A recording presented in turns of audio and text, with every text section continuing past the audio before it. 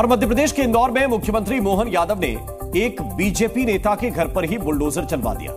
देश में अक्सर बुलडोजर से मकान गिराने की तस्वीरें उन मामलों में आती हैं जहां कोई बड़ा अपराध होता है।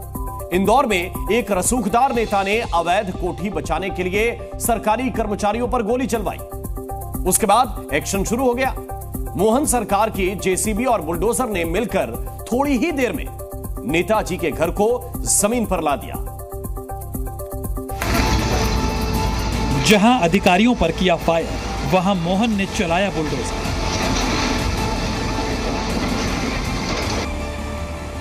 इंदौर में सुबह 5 बजे 5 बुलडोजर और जेसीबी मशीनों ने घर तोड़ना शुरू कर दिया।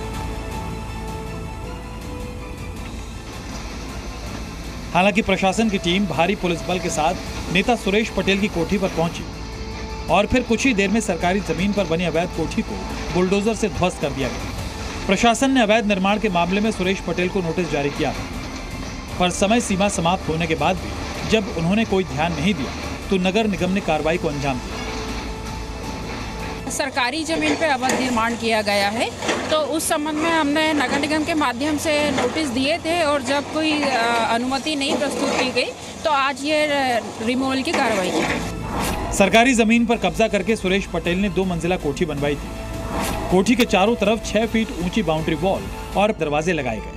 आरोप है कि सुरेश पटेल ने अवैध कोठी के आसपास कुछ दुकानें भी बना ली थी, जिससे वो किराया वसूला करता था। बुलडोजर ने पूरी रफ्तार से चलते हुए अवैध निर्माण गिरा दिया। मध्य प्रदेश के मुख्यमंत्री मोहन यादव पहले ही कह चुके हैं कि आरोपी चाहे कितने भी ताकतवर हों, सरकार उनसे निपट लेगी। ये मध्य प्रदेश है और मध्य प्रदेश में भाजपा की सरकार है और भाजपा की सरकार शरारती, गुंडाई सब तत्वों से निपटने में सक्षम है।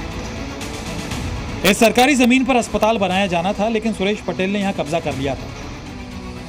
इस बुलडोजर एक्शन की कहानी समझने के लिए अब 14 अगस्त की तस्वीर देखें। 14 अगस्त को इस कोठी को बचाने के लिए सुरेश पटेल ने गोलियां चलवाई। तब कोर्ट के निर्देश पर तहसीलदार और पटवारी प्रशासन की टीम के साथ सुरेश पटेल के अवैध निर्माण पर कार्रवाई करने के लिए गए थे। इस दौरान सुरेश पटेल के इशारे पर उसके सुरक्षा गार्ड ने तहसीलदार और पटवारी पर गोली चला दी, जिससे तनाव की स्थिति पैदा हो गई और अधिकारियों को अपनी जान बचाकर भागना पड़ा। गोलियां चलाने वाला एक गार्ड गिरफ्तार हो गया, पर दूसरा अभी फरार है। आखिरी वक्त तक सुरेश पटेल ने अपनी अवैध कोठी बचाने की कोशिश की। वो हाईकोर्ट गए, जहां रविवार को अर्जेंट सुनवाई के लिए केस लगा, लेकिन प्रशासन ने रविवार के सुबह सवेरे आकर सिर्फ 3 घंटे में ही नेताजी के घमंड को मिट्टी में मिला दिया। ब्यूरो रिपोर्ट, जी मीडिया। जी न्यूज़।